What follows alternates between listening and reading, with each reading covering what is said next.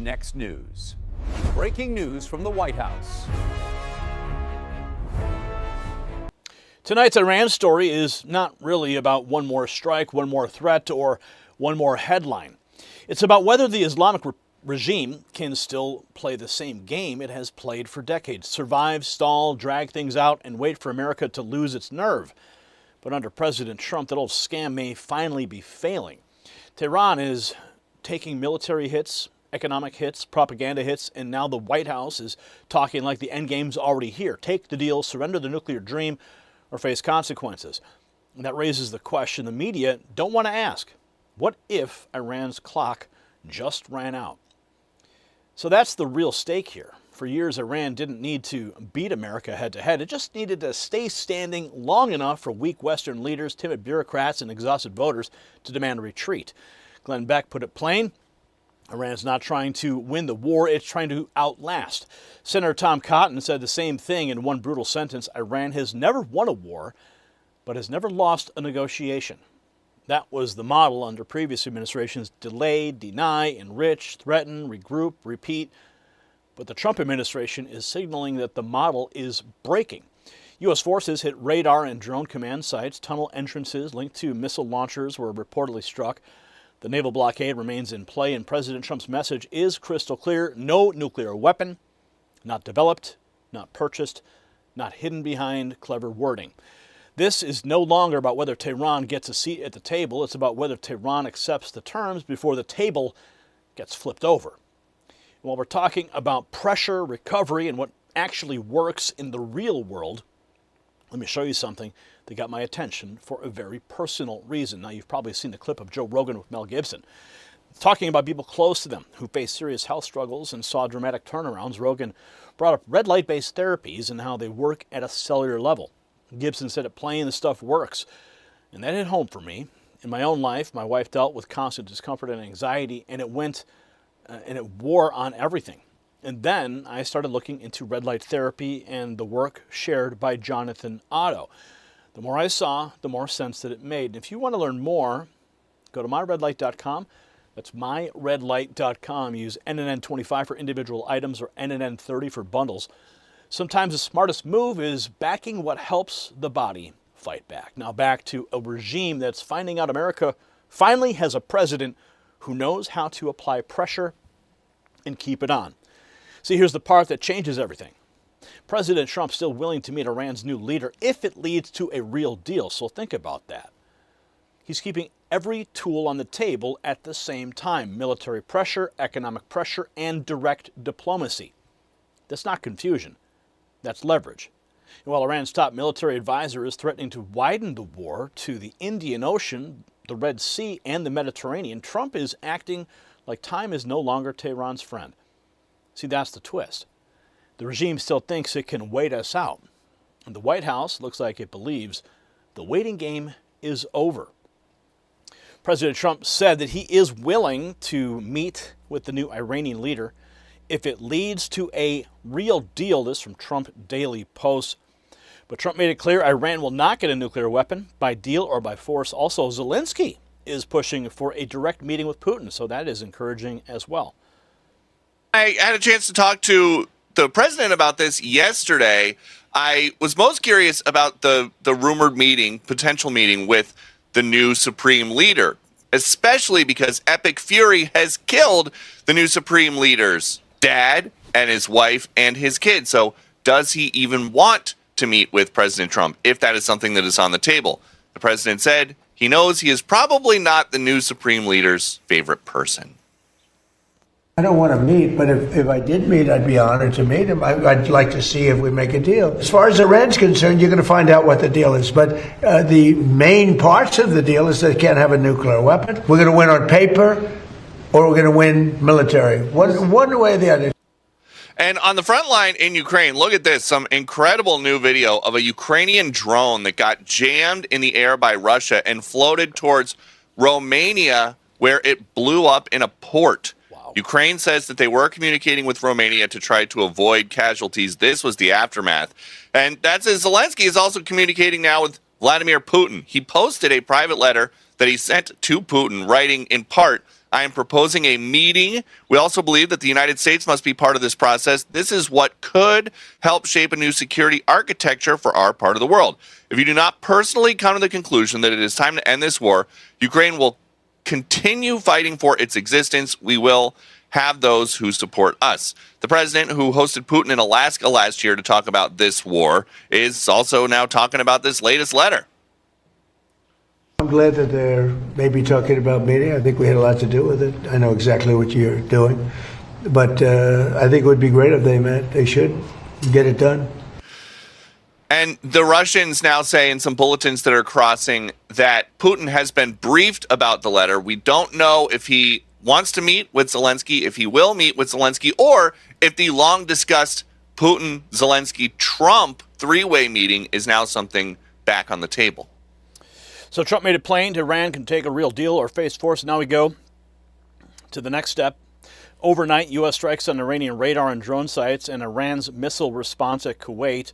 U.S. forces just hammered Iranian radar and drone command sites overnight. Iran fires back at Kuwait with missiles and drones. Trump says we're close to a killer deal, but no nuclear weapons, not built, not bought, period. Otherwise, we start up with the Department of War. Iran is talking rights while testing us. Trump's not playing games like the last administration.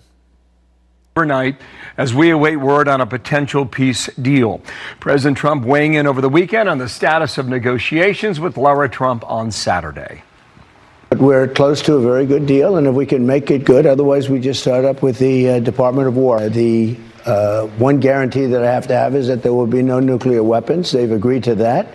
And it was very interesting. They originally said, we will not develop a nuclear weapon. I said, well, what happens if you buy a nuclear weapon? So now it says we will not develop or in any way purchase a military weapon. That's a big difference. All right, Trey Yingst, he's got the difference now. He makes the difference in Tel Aviv, and he's live with more. Trey, where are we? Hello. Yeah, hey, Bill, good morning. U.S. forces conducted multiple strikes on Iranian targets over the weekend. According to Central Command, we understand these strikes went after Iranian radar systems and command and control sites for drones in Gorak, Iran, along the coast and on Keshem Island. CENTCOM described the action as defensive in nature to prevent Iran from attacking international shipping lanes and after Iran shot down a $4 million U.S. drone. The Iranians responded by targeting Kuwait with drones and missiles early this morning. Overnight, President Trump posted to Truth Social saying, in part, Iran really wants to make a deal and it will be a good one for the USA and those that. So while Trump tightens the screws, the regime keeps talking about his so-called rights. Here's the bigger play. Glenn Beck lays out why Iran's real strategy isn't victory in the battlefield. It's stalling until America loses patience. He says, this is the hard truth. Iran's not trying to win. It's trying to outlast. This has been their plan for decades. We even have the footage of them saying that in the 1990s. Here's a short clip from Glenn Beck today. It's a question that matters. Iran is losing the shooting war. They are losing the money war. They're losing the PR war badly. Their leadership is decapitated. Their oil is bottled up in the Gulf. Their economy on its knees before the first missile blew. Every conventional measurement shows they've lost. Why are they still standing at the table negotiating? Because Iran is not trying to win this war. Iran is trying to win the clock. It was a leader that was up at the whiteboard drawing out the plan in the 1990s. Here's all we have to do. We just wait, because our advantage is that our enemies,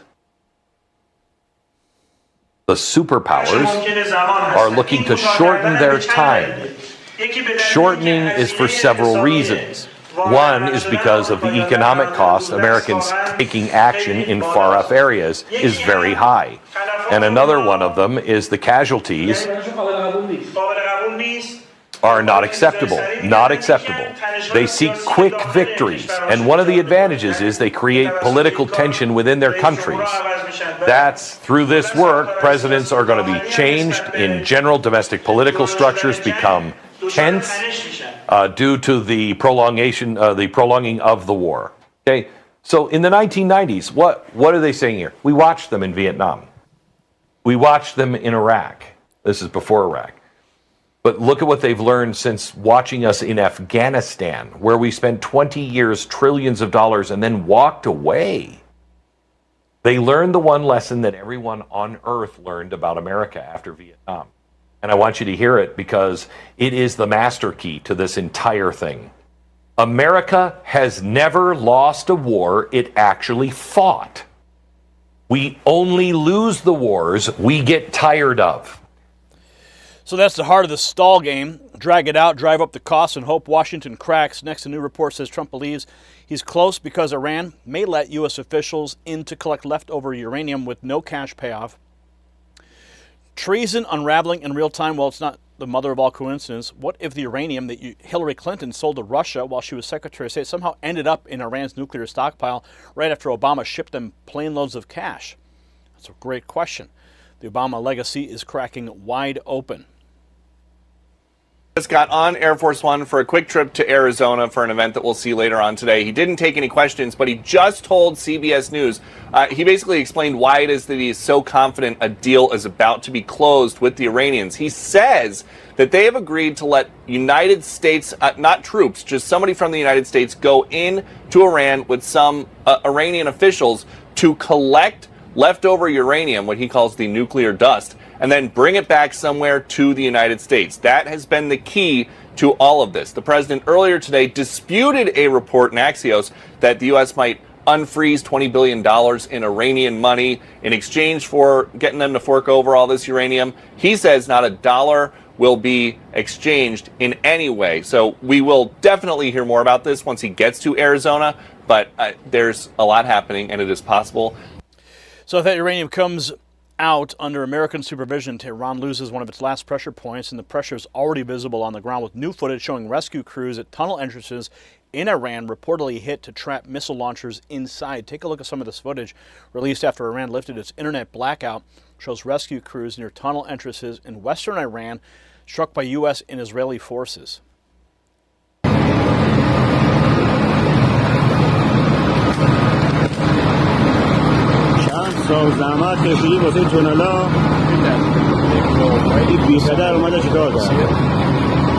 See it right there?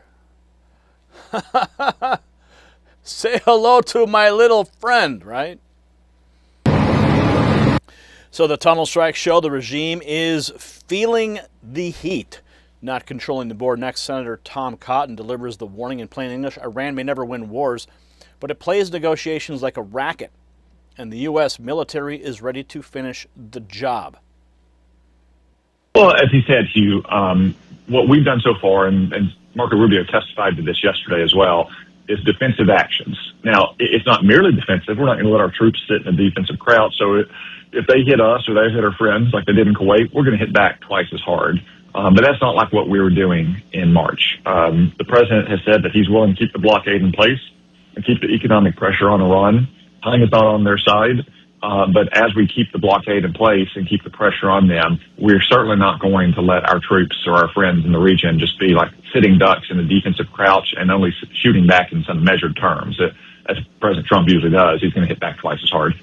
So are you optimistic that smother them with the blockade, a pillow over their economic head, are you optimistic that will work in changing the behavior of the regime, bringing freedom to the Iranian people, stopping the support for the proxies and the missile program?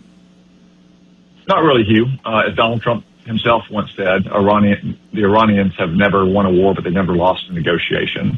I understand his reasons and his concerns about a new round of strikes.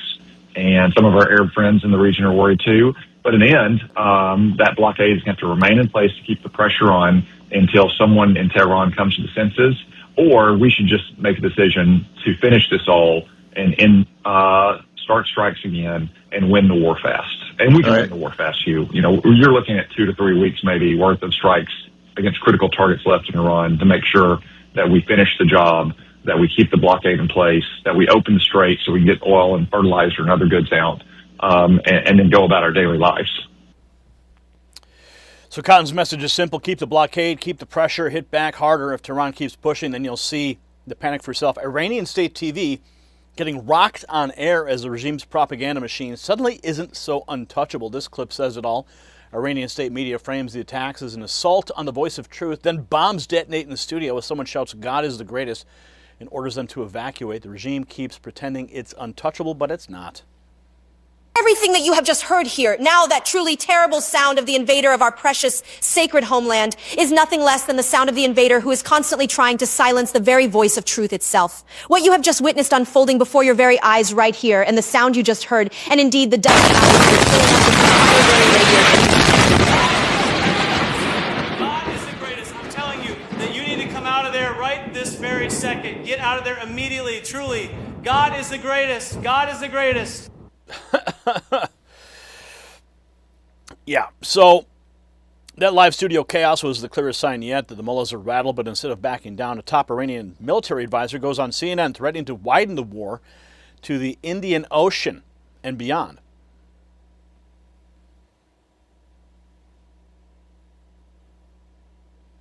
Money. Wouldn't a war be catastrophic for Iran as well, though, if it was a big bombing campaign? If the war continues and the naval blockade is not lifted, we will drag the war to the Indian Ocean, the Bab el-Mandeb Strait, the Red Sea, and the Mediterranean, and we will give another dimension to the war by attacking these other American bases that we have been attacking so far. America will definitely suffer much more losses. America's losses will be very heavy.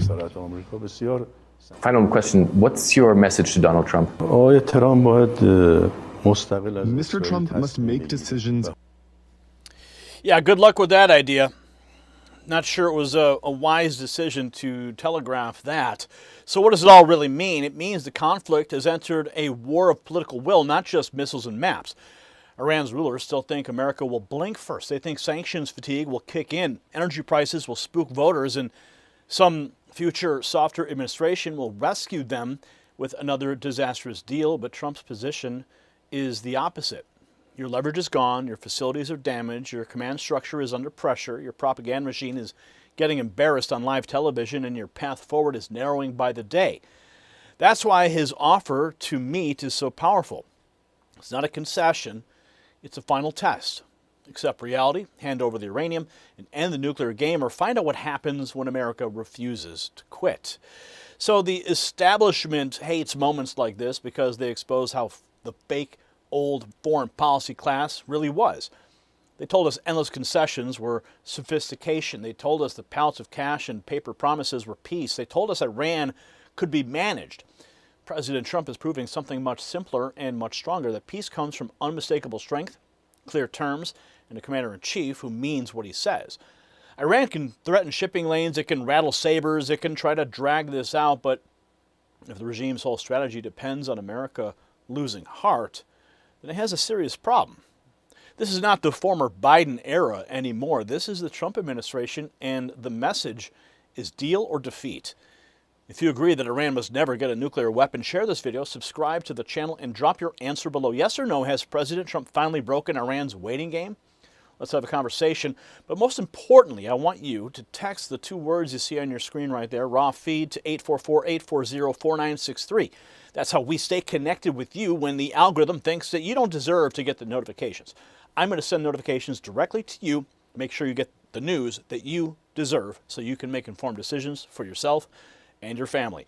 And let's celebrate together. America 250 right around the corner. Yes, summer is just here. July 4th is coming quickly, so make sure you are geared up and ready to celebrate.